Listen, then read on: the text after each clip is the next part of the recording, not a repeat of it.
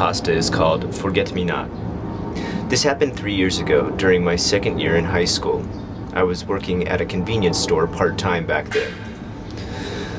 The workers there were as follows: me, Sasaki, a girl about the same age as me, Matsumoto, and the manager, who looked a little older than 50, Ikeda, along with 4 other people. The day after summer vacation started, I went to work like I always is. By the time I got there, Matsumoto and another worker, Takahashi, who was a few years older than me, were already working. Matsumoto was supervising that morning, and they were both at their spots behind the registers. "Good morning," I said as I walked in. "Hey, Sasaki, you're early," Takahashi smiled. "Yep." Once we finished our usual morning greetings, I went to the back, changed into my uniform. When I returned to the front, I was told that my primary job for the day would be to reorganize items for sale. The morning rush came and went, and the number of customers slowed from a constant stream to a trickle. Matsumoto, who I always got along with pretty well, struck up a conversation when things calmed down. "Sasaki, do you have any plans for summer break?" "No, not really," I admitted. "Other than working, I was just going to spend most of my summer sleeping." "Did you know about the abandoned house near here?" she asked coyly. "Yeah, I've heard of it. It's supposed to be haunted." I definitely knew about it. It was a small building really close to the convenience store. The former owner is said to have killed himself, and the ghost still haunts the area. Some of my classmates claim to have seen the ghost before, but I really don't believe in that sort of thing, so I laughed it off. "Why do you ask?" You know what it's about in there, right?"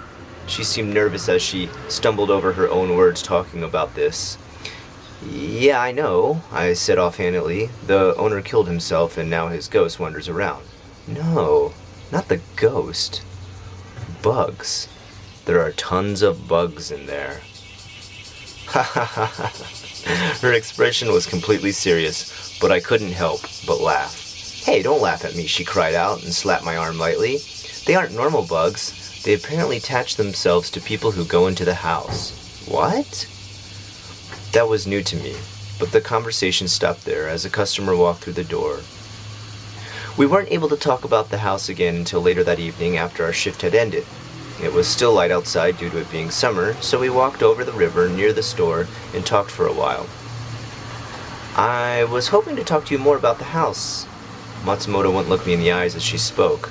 But to be honest, I didn't care about the house or the ghost or the bugs. What did interest me was her sudden change in demeanor when the topic came up. She was usually pretty level-headed and listened to my ridiculous stories from school with good humor, but for some reason, she just wouldn't let this seemingly immature topic drop.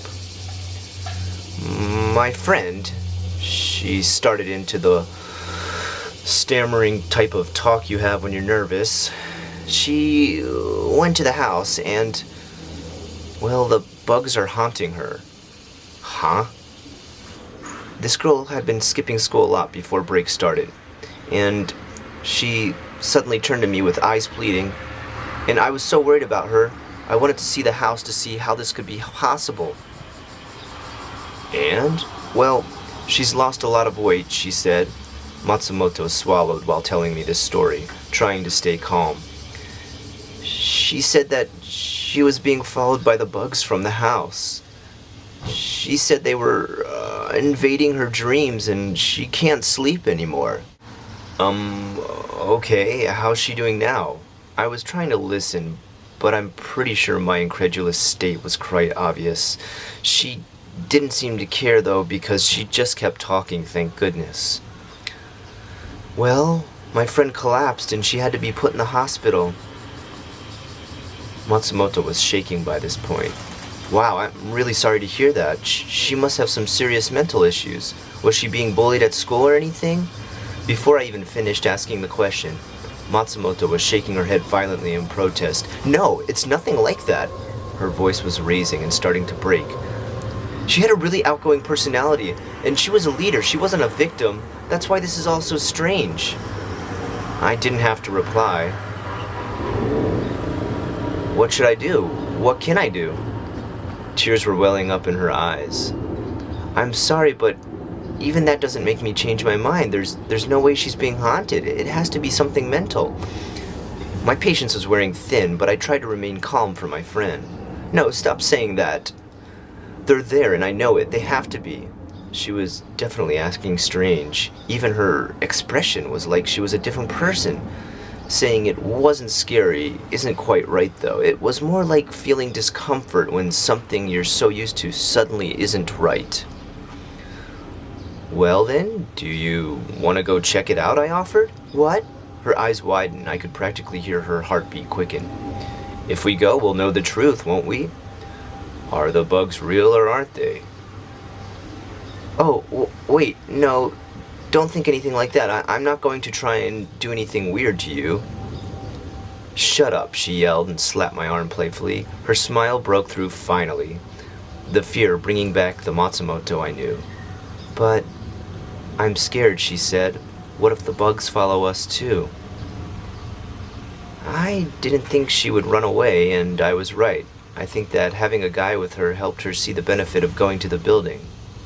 Not to mention, I thought I was a badass.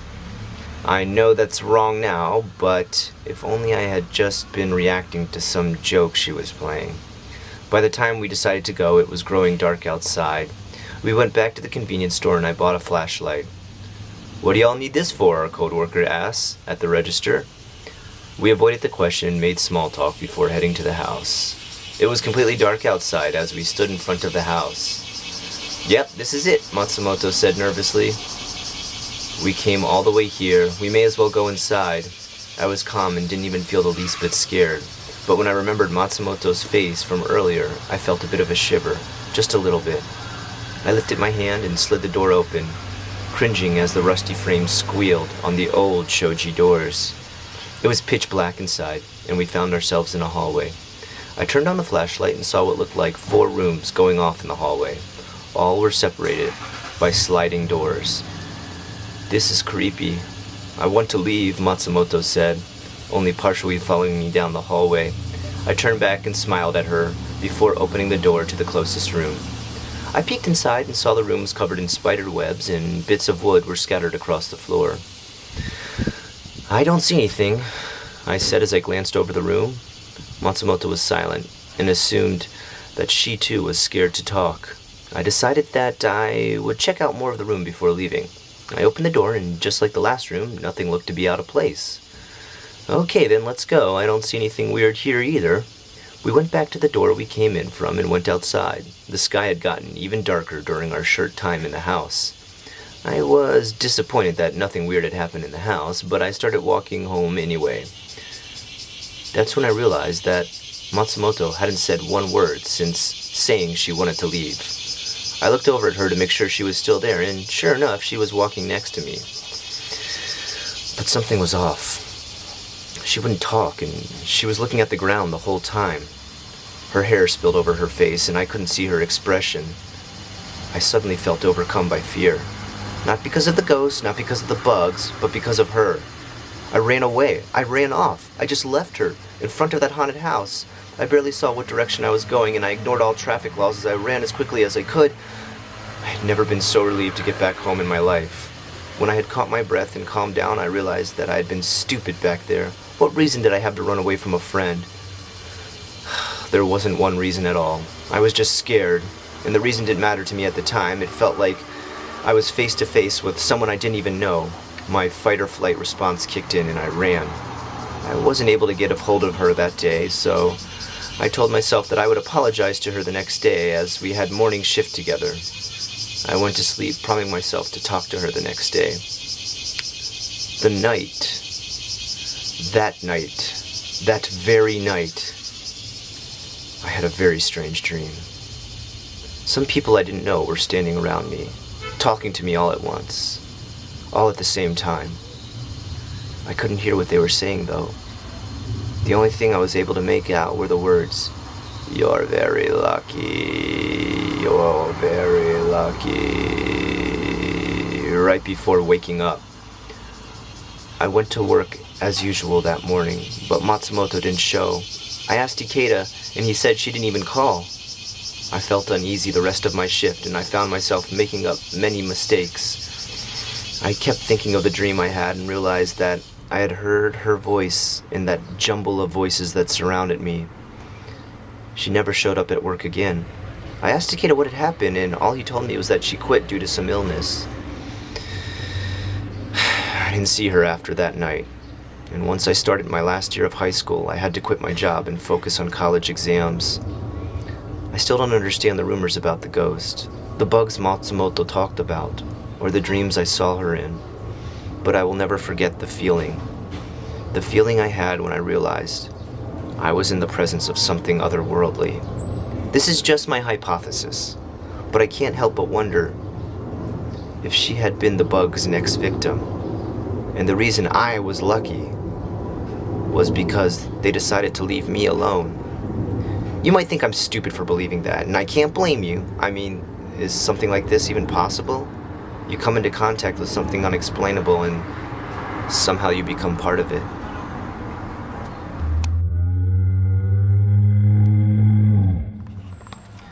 In the story we listened to tonight, we see a lot of physical objects interacting with that of the supernatural world or of an ethereal nature. And these objects or materials or animate objects or even creatures like in this one are usually those associated with death. For example, when somebody dies in Japanese ghost or horror stories, a lot of times what's focused on is the hair or nails left over after. They don't necessarily grow after you die. It's actually the skin receding and making them appear longer, but they still seem to be continuing to live on after death. And that's why you often see hair trailing behind a ghost, or the ghost hair being the most physically noticeable aspect of them, covering their entire body. In this story, we see the bugs that are often associated with death being the carriers of the supernatural, or perhaps linking the bridge between that which is unseen and that which can come into this world and horrify us. Until next time, I hope you've enjoyed this JPASTA.